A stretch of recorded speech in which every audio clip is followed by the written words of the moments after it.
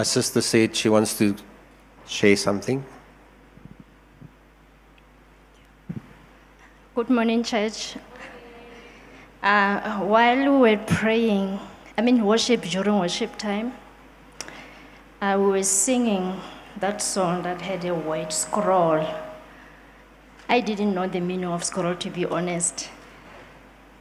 But when the song kept on with worshiping, I saw a paper, as if there's something being written.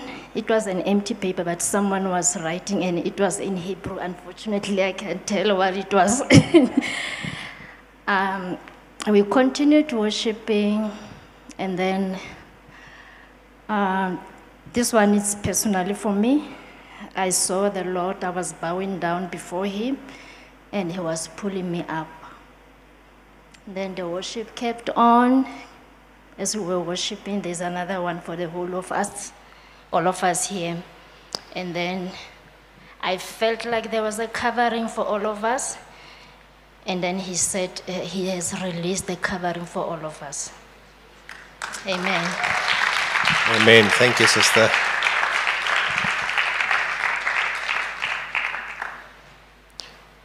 Okay. Who do you think you are? That's the title of our message. Dr. Caroline Leaf is a clinical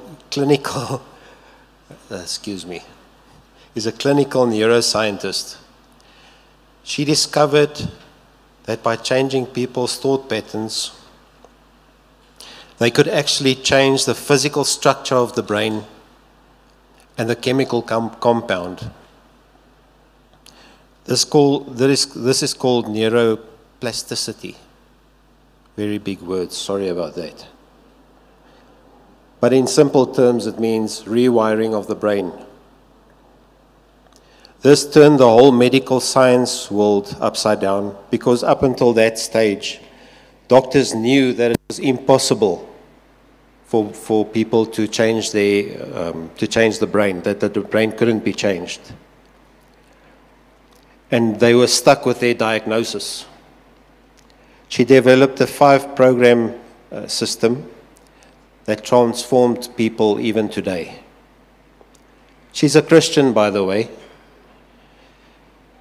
And in the interview, I heard her say that she asked God to reveal the secrets of the brain to her, and she found all her answers in the Bible. Amen. That's wonderful. God's word says in Romans 12, verse 2, "And be not conformed to this world, but be ye transformed by the renewing of your mind, that you may prove what is that good and acceptable and perfect will of God." Be ye transformed. The word transformed in Greek is the word metamorpho, and that's where we get our word from, metamorphosis. Where's my nice picture, bud? Metamorphosis. Thanks. Beautiful picture. This is described as being a complete transformation of form, structure, or substance. Science can still not explain how a worm becomes a butterfly. Yet we are putting stuff into space to see what's going on inside it.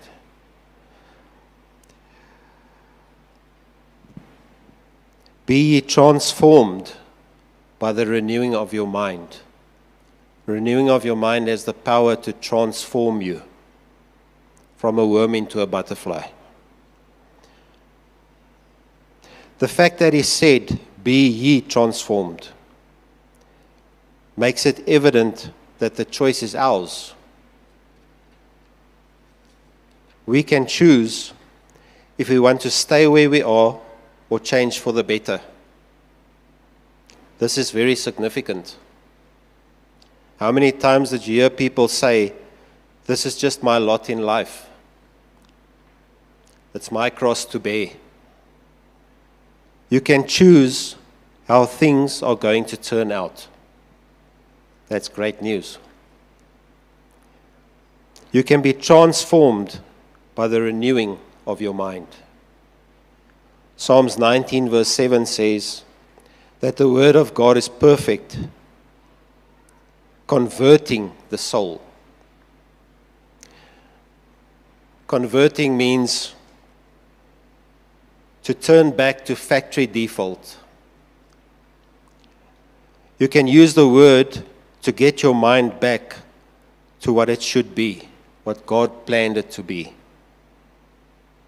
People with bipolar disorder, depression, and mental illness,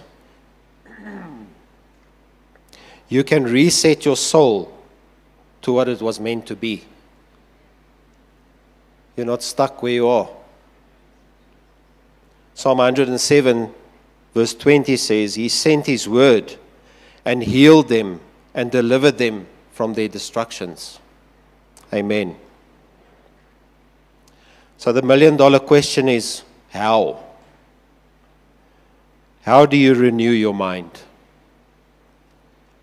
Romans 8 verse 6 says, For to be carnally minded is death, but to be spiritually minded is peace. When the word says to be minded, it means, where do you always put your attention? What are you always thinking about? Be minded. So carnal means meat. So the word actually says, don't be a meathead.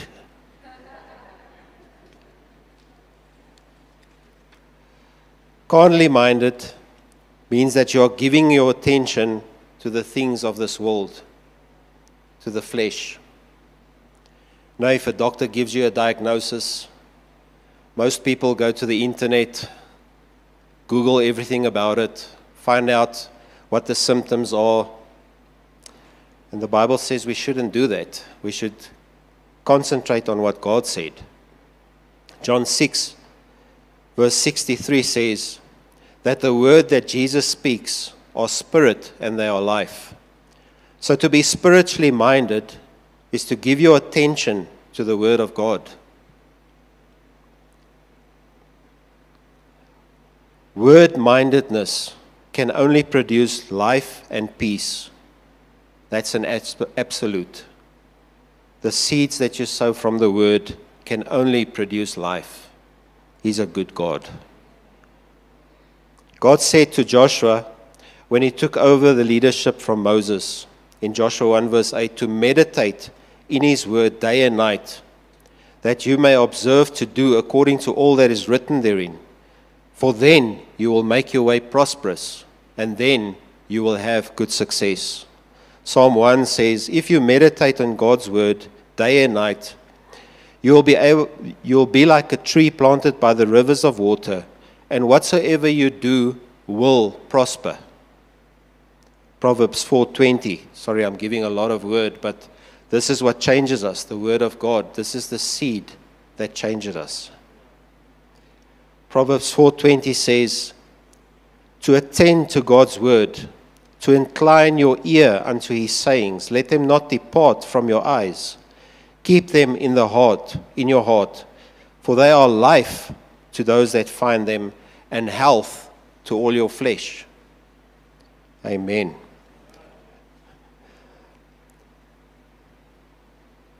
The reason you must keep them in front of your eyes and think about them all the time is because everything around you is telling you that it's not so. If God says you are healed, everything around you is saying that's not so. That's if you have an illness. Doctors, your environment, even your body is screaming at you, it's not so. This is why we need to meditate on God's word, to keep his word, his truth in front of our eyes all the time so that we can be transformed by the renewing of our mind. Let God's word be your evidence. Let it be your final word. Keep your attention on God's word, and he will make your way prosperous, successful, and you will become wealthy, physically and mentally. He says, keep your attention on God's word, and you will make your way prosperous. You will make your way prosperous. The reason you will be able to make your way prosperous and have good success it is because your thoughts, sorry, I'd say it like an Afrikaans person, thoughts.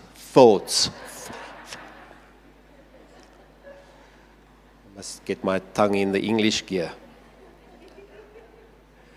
Because your thoughts will be correct and aligned with the Word of God. So every decision you will make, the influence will come from God's Word. That's if you renew your mind. This is how you renew your mind. You meditate on God's Word. Then you must start speaking what God's Word says the outcome should look like.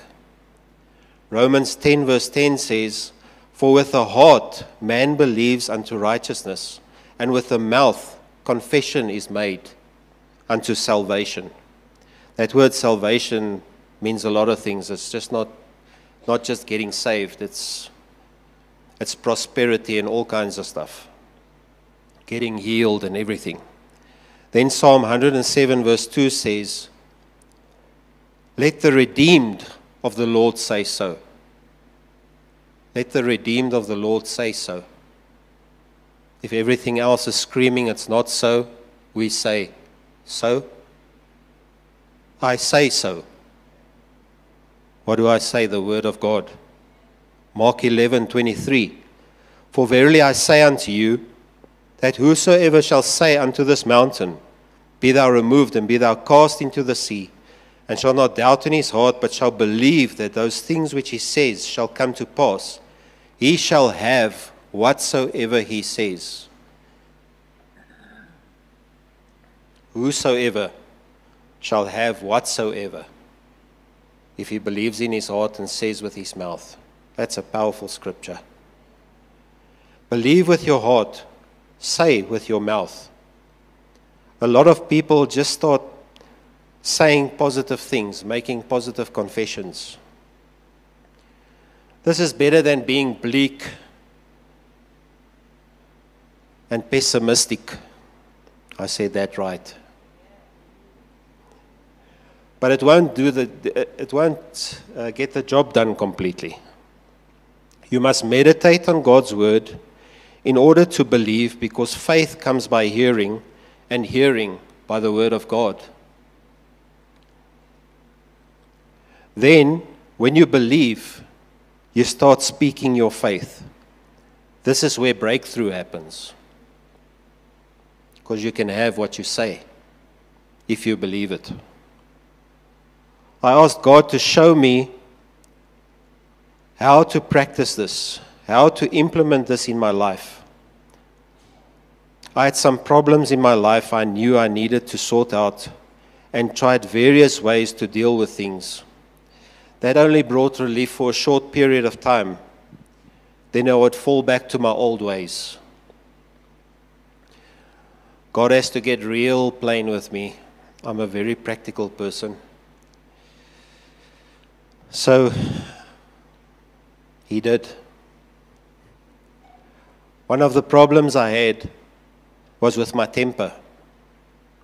And what better place to act out and to develop your temper than on the roads of South Africa? Can I get an amen? It seems like there are many people out on the roads that are just there to make our lives miserable. You deal with a person in the traffic, in the office, or in a public space, and they're the sweetest person, but let them get behind that wheel. You see somebody else. I always say that these guys belong to a club of idiots. And there is a whole lot of people belonging to that club.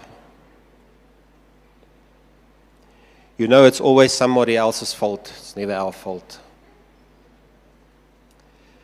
We went to a big church in the north once to go and listen to one of our favorite preachers, of my favorite preacher. And we came out of the service, we were walking on cloud nine, so blessed, the sweetest Christians around us. But then we went into the parking lot. And as soon as we tried to exit that premises, those beautiful Christians turned into selfish club members. I told my wife, we'll have to get saved once we're through with this, Afterward, I would feel condemned because of the terrible, unchristian-like manner I behaved. The accuser of the brethren will be there to rub it in, of course. Or as Pastor Jan always used to say, he's the accuser of the sisterin as well. I had a problem with my temper, and I needed salvation from that. The other problem is I'd come home from battling through the traffic and getting annoyed at people, and my wife will ask me, "How was your day?"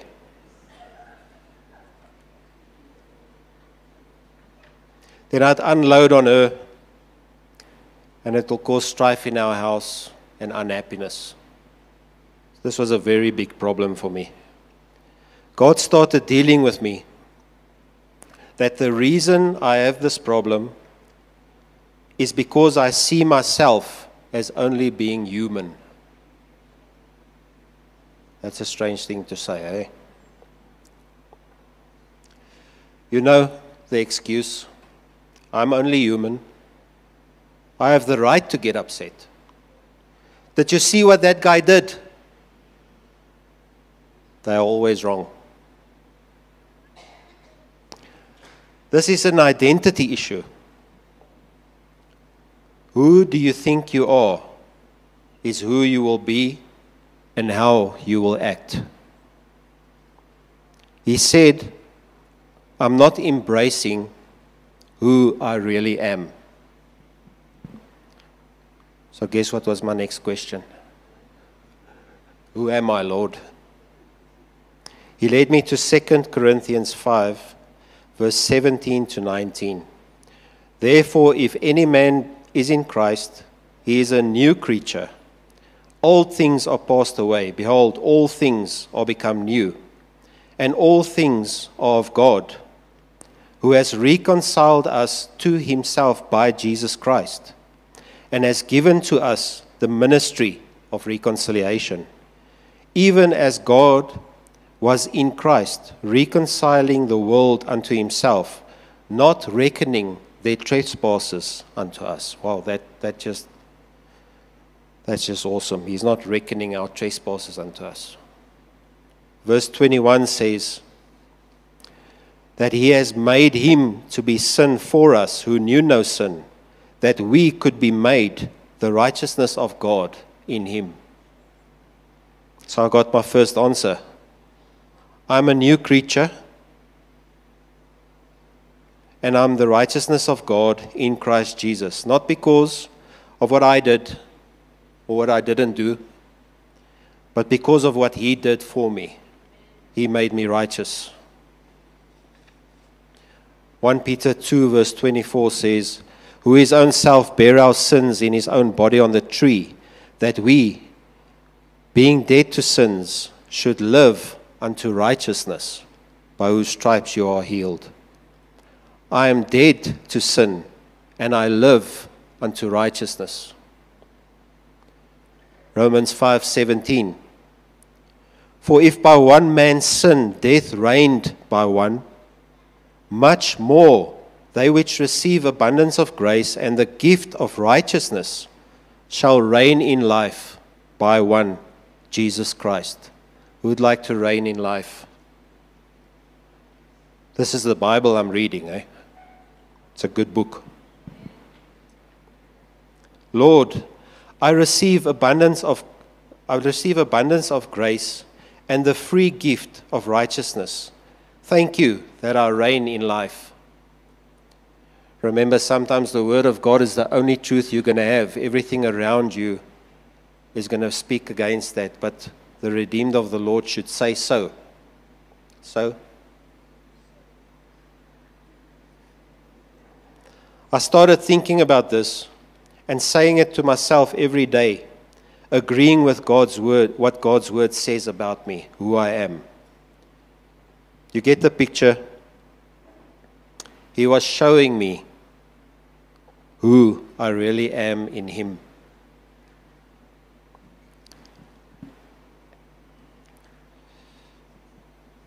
Romans 13 verse 14. But put ye on the Lord Jesus Christ, and make not provision for the flesh to fulfill the lusts thereof. What is the lusts of the flesh? Remember, we read, to be carnally minded is death. The lust of the flesh is to bring death into your life. Then the word says in Colossians 3 verse 9 and 10, lie not one to another, seeing that you have put off the old man with his deeds, and have put on the new man, which is renewed in knowledge after the image of Him that created him. This is the next step. Put off the old man and put on the new man. Put on Jesus. I asked, Lord, show me how to do this.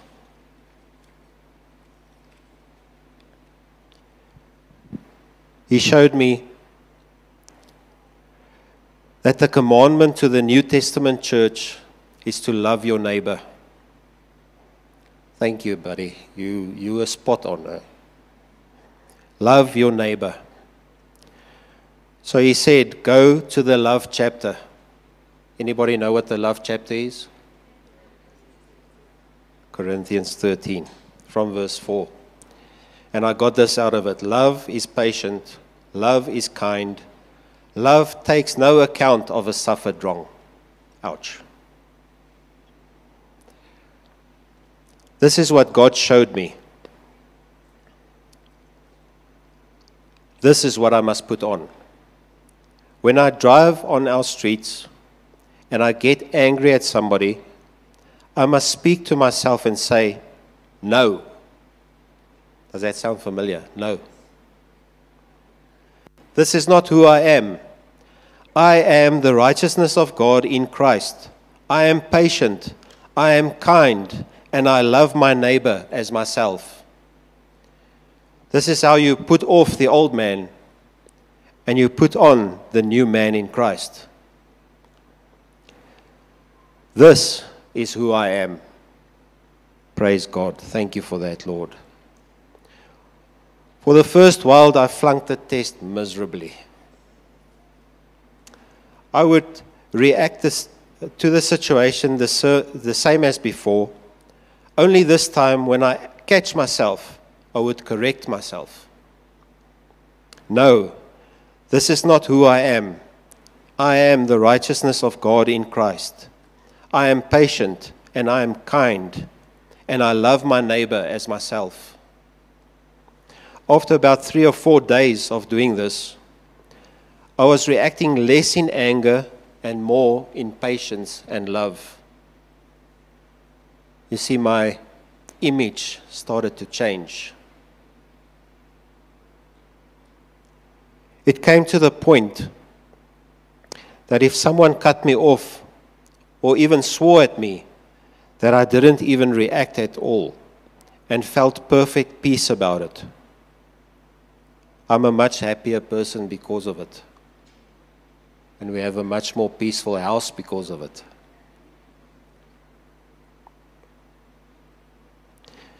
If I slipped up and react badly, I know that I forgot who I am and I just go back to who I really am. I'm patient and kind. I love my neighbor. I'm the righteousness of God. See, the message I got from God was that sin is only the symptom of the problem, just the fruit of the tree. We want to change ourselves and other people by trying to modify behavior. Stop doing this, stop doing that. Here's the thing.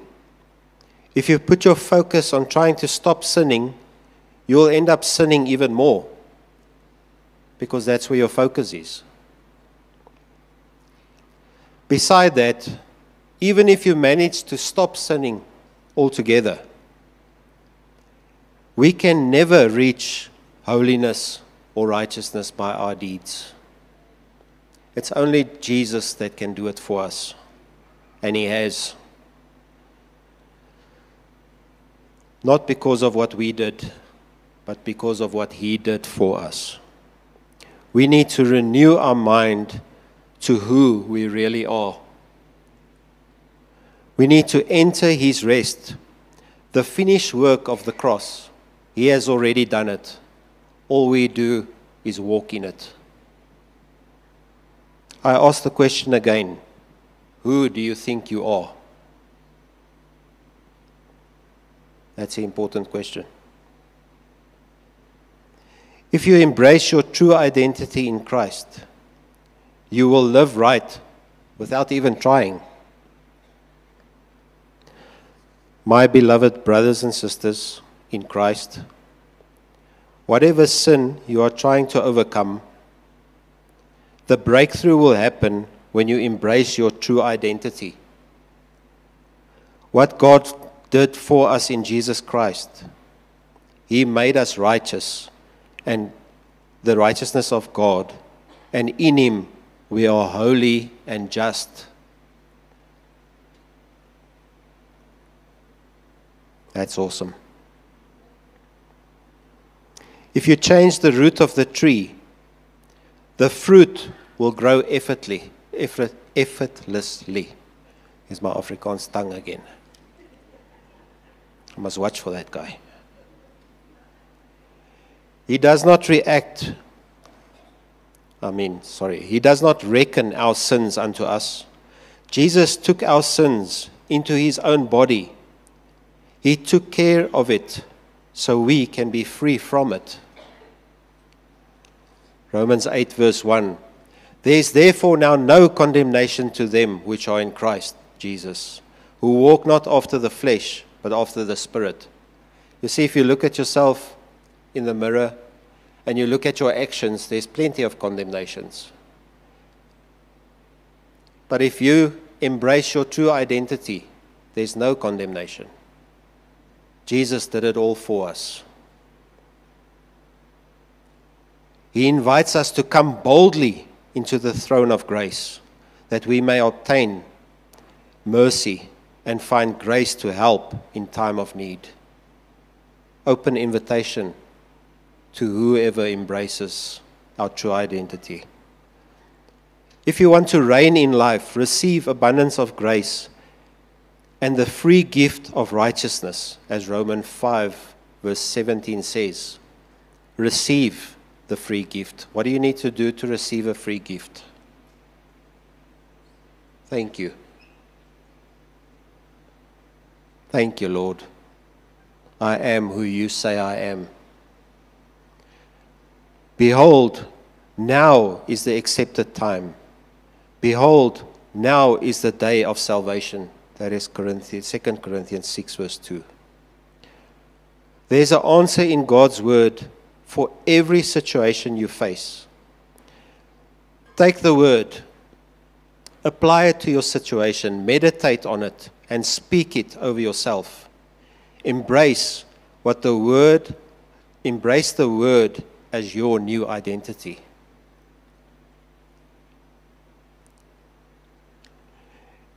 If you are addicted to something, I'm going to give you a few, just a launch pad. You can take Colossians 1 verse 12 to 13 that says, "Give thanks unto the Father who has delivered us from the power of darkness and has translated us into the kingdom of His dear Son." He has delivered us from the power of darkness and translated us into his kingdom. What you can say is, thank you, Father, that you have delivered me from this addiction and translated me into your kingdom. I had a problem with smoking many years ago. And the thing is, I'm always honest with God. He sees you wherever you go, whatever you do. And I said, the problem is, I enjoy this. I don't want to leave it. So you say, I am free from this, and I hate this, even if you enjoy it. You start saying, I hate this, and your being will start going toward that. If you have a problem with being touchy, ouch, rude, arrogant, prideful, jealous or resentful, and want to change, you can embrace 1 Corinthians 13, the love chapter. I like using the Amplified Classic. He says, love endures long and is patient and kind. So how do you embrace this? You change the word of love to I. I endure long, I am patient, and I am kind. I am never envious, nor boil over with jealousy. I am not boastful or vainglorious. I do not display myself haughtily or puffed up. I am not conceited, arrogant, and inflated with pride. I am not rude, unmannerly, and I do not act unbecomingly. I do not insist on my own rights or on my own way. Ever notice the guys that insist on their own rights are never happy? Isn't that a weird thing? Hey? You should think if they know their rights, they would be in a nice place, but they're never in a nice place. Weird. I'm not self-seeking. I'm not touchy or fretful or resentful. I take no account of the evil done to me. I do not pay attention to a suffered wrong. This is powerful stuff. This is what changes our identity. I do not rejoice at injustice and unrighteousness, but I rejoice with the truth. I bear up under anything and everything that comes. Ever said, I just can't do this. I don't know how I'm going to make it. Here's a word for you. I bear up under anything and everything that comes because God is your strength. You're not doing this alone. I'm ready to believe the best of every person. Believe the best of every person. Not take it as the truth all the time, you know. My hopes are fadeless under all circumstances, and I endure everything. We are strong in the Lord and in the power of His might. It's not by might, it's not by power, but it's by the Spirit of God. Thank you, Lord. We are not alone. So if you're battling finances, here's two scriptures for you. Philippians 4 verse 19 says, but my God shall supply all your need according to His riches in glory by Christ Jesus. Psalm 23 verse 1 says, the Lord is my shepherd, I shall not want. People normally say, you know, God only supplies your needs. No, I shall not want. He will supply your wants as well. So what do you say? My God supplies all my needs according to His riches in glory by Christ Jesus. The Lord is my shepherd, I shall not want. If you have an illness in your body, 1 Peter 2 verse 24 says, by His stripes you were healed. Matthew 8:17 says, He took our infirmities and He bore our sicknesses. I'm not the sick trying to get healed. I am the healed, and the devil is trying to keep me sick. Identity. You are the healed, and the devil is trying to make you sick. Meditate. Put your attention on God's word all the time. Speak it out, and you will prosper and have great success. Anybody would like some of that? Prospering, having great success.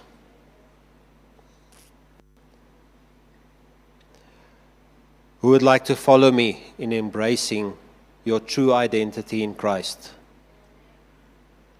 Say after me, I'm a new creature. I'm the righteousness of God. Not because of what I did,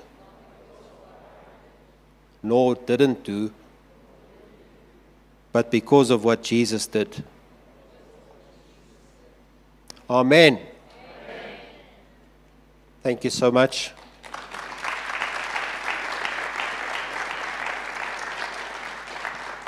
Everybody is free to go. Thank you for attending today. And be conquerors. Amen.